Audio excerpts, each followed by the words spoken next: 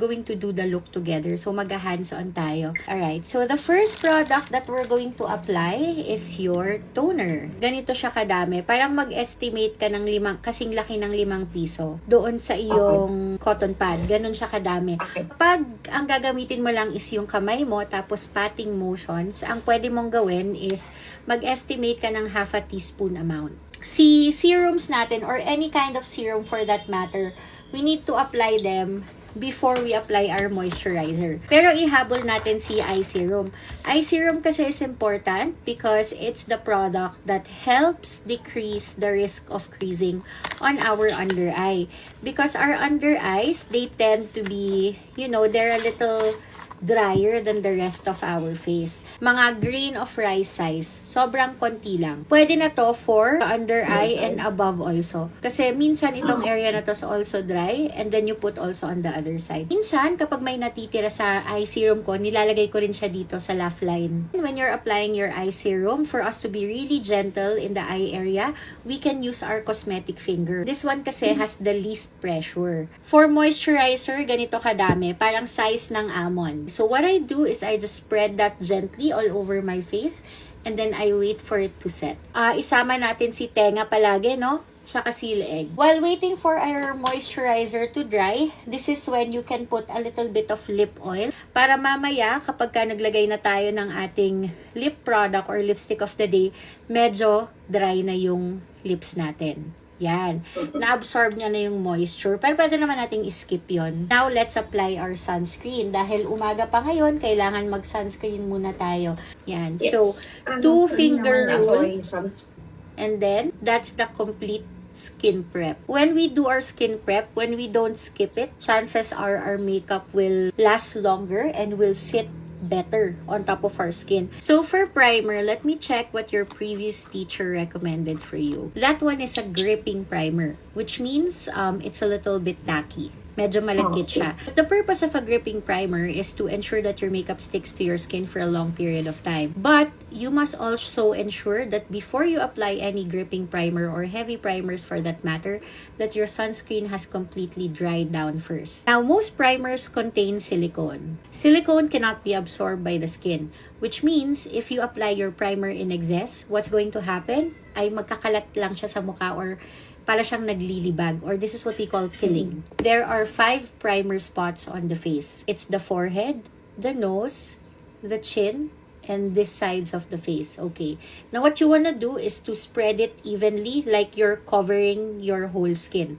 So, wag mong masyadong diinan para hindi siya, so that the effect isn't that it mixes with your skincare. Sa halip ay maging parang nakapatong lang siya. So, gently massage it that way until all the areas of your face are covered with primer. Okay. Proceed na tayo sa color corrector. Pareho tayo. Now, set that aside for a bit. I'd like you to look for any brush that looks like this. Now, color correctors are meant to be very pigmented.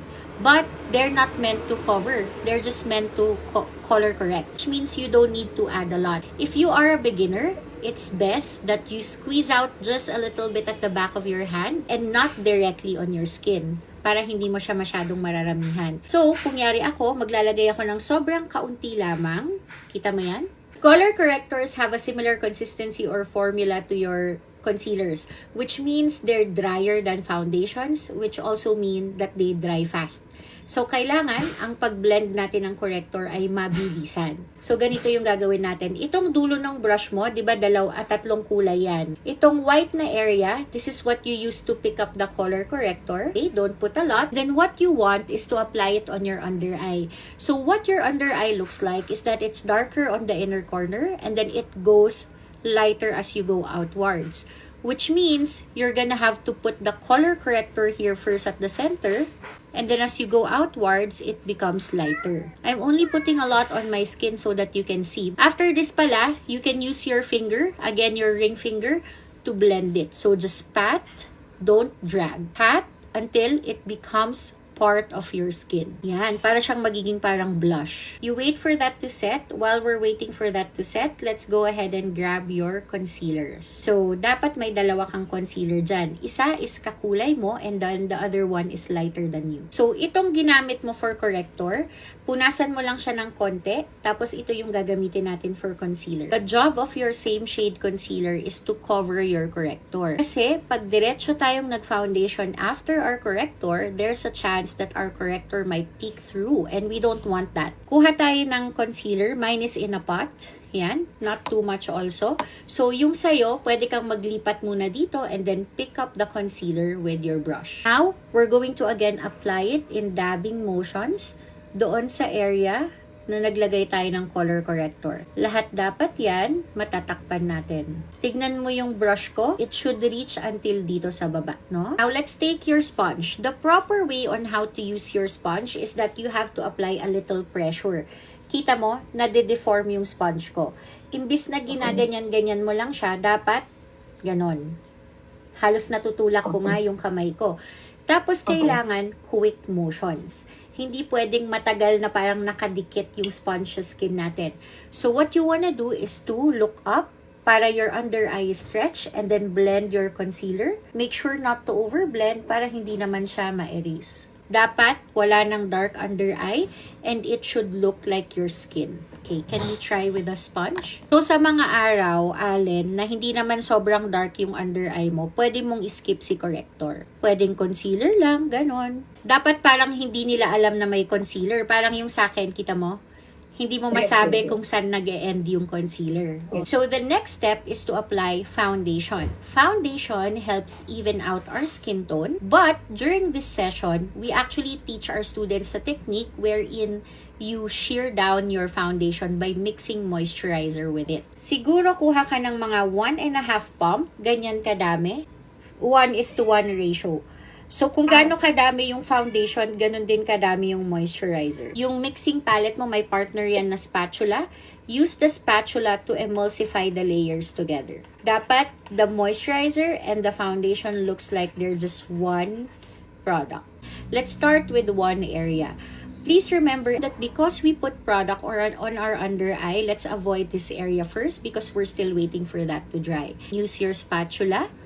Or you can use your fingers also if you want. Blend. And don't forget your nose area. Maybe just a little on the nose. If you sweat a lot on the nose, you don't need to put a lot naman there. Next, let's apply our blush. Your face shape is straight siya dito. So we're gonna use the blush to create some dimension on our skin. Without pressing too much on your skin, I'd like you to feel where your cheekbones are. Nandito banda yan, mafe-feel mo yung buto. We apply it here by your cheekbones. Kapantay niya yung dulo ng mata mo. Kita mo? Tapos, kunin mo yung sponge mo. And then, you take the side without foundation or the side with less foundation. You're going to blend pounds as you go outwards. Yan, nakikita mo paunti-unti palabas, pataas, pababa. Lifted blush.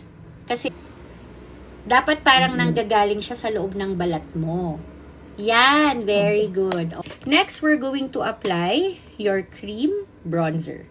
Alamin muna natin kung ano yung purpose ng bronzer natin. So, bronzer gives us a sun-kissed glow. So, una, itong area na to, yan, kung nasaan yung hairline natin, dito tayo unang maglalagay. So, you apply 3 dots with that bronzer. Kunin mo yung iyong sponge, hawakan mo yung dito mo, kasi ibe-blend mo to papunta sa hairline. Kaya mukha lang siyang natural na parang na-sunburn ako. Optionally, you can also put here pababa sa jaw. So, pag ganyan. Para lang mag-balance out siya. Yung lighter concealer, ginagamit natin siya to brighten some features of our face. Also optional, but we need to teach it during the class. Okay. Ganito siya sa under eye. Maglalagay ka sa gitna, sobrang konti, and then dito sa dulo, sobrang konti. You're gonna blend the one at the center towards the inner corner, and then you're gonna blend this pag ganon. Sobrang taas nung pigmentation ng concealer. Yun nga lang, you're really gonna have to control the product. Yung dulo na part ng applicator, yun lang yung magta-touch sa center ng nose natin. So, parang magdo-drawing lang tayo ng connect the dots. Yan, 3 lang sa gitna. Nose ko, no? I will blend the concealer at the center only. So, it will reach a little bit here and then dito. Yan. Can you see the effect? So, next, let's set our face with powder. So, habang naka-close siya, iganon mo siya. Shake a little bit para may mapunta sa cover. So, you have this puff, ano? Isuot mo siya sa finger mo. Mine is a mini puff for the under eye. Iganyan mo siya. Okay. It's going to look like this. Okay. Yeah. Now, for you not to overdo it, this part of your hand, iganyan mo siya ng konti. Go ahead and press. Yan. Pick up some product again. Gently tap on your palm and then press. And then for the rest of the face, just tap, tap, tap.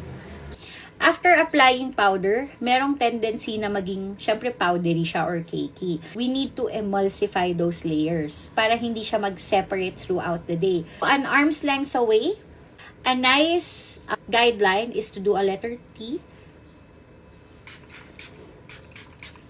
to address the T-zone. Letter V for the jaw. And then letter X for the center of the face. Tapos, aantayin natin siyang mag-dry. Proceed tayo sa brows. Maraming buhok dito. Tapos, konti dito, konti dito. Kaya outline natin yung ilalim muna. Take your brow pencil and then, yung tamang way is hindi yung ganito ha. Yung diretso kang gaganyan-ganyan. Dapat, little by little, you're just shading. We're gonna fill in sparse areas. So, let's start to outline. Dito ka magsa-start mag-outline. Kung saan tumutubo yung pinakaunang buhok mo. Avoid squinting or raising your brows that way. May tendency kasi when we're looking at the mirror, we're doing that. So, avoid that, ano? Make sure your face is relaxed. Outline lightly until you reach the tail. Parang nag-build ako ng konting structure. After mong mag-outline, makikita mo yung kalbo dito. Ngayon, i-fill in natin yan ngayon. Parang ang ginagawa mo is hair-like strokes. Gumaganyan-ganyan ka lang. Hindi siya yung sobrang dark. And pag ganun na dapat yung strokes sa inner corner. Okay? So, I flick. Kita mo yun? Naturally, our brows would have more hairs towards the end. So, you're going to make the ends darker at the top if you want, and then make more hair-like strokes towards this area. And sige, try natin siya sa kabila. Now, let's take the glue. You squeeze out a little bit, tapos kunin mo yung spoolie para mag-grab mo ng konti yung product. Then, since you already use brow pencil, han nga mabalin nga i-stick mo ti skin mo dagijay spoolie.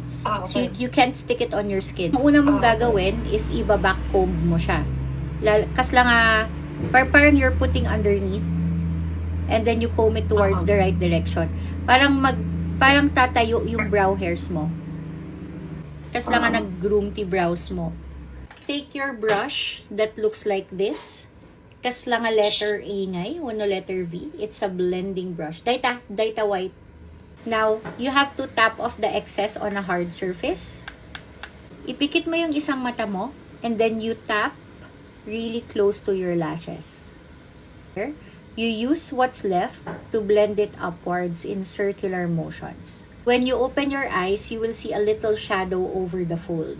Pero para hindi mo siya masobrahan, i-deposit mo muna sa ilalim, tapos yung mga shadow niya na lang yung pupunta sa taas. So, tight lining is the process of applying eyeliner in gel, cream, or pencil form in our waterline. So, ililift mo to ng konti. Nakikita mo yung ilalim kung saan tumutubo yung lashes mo.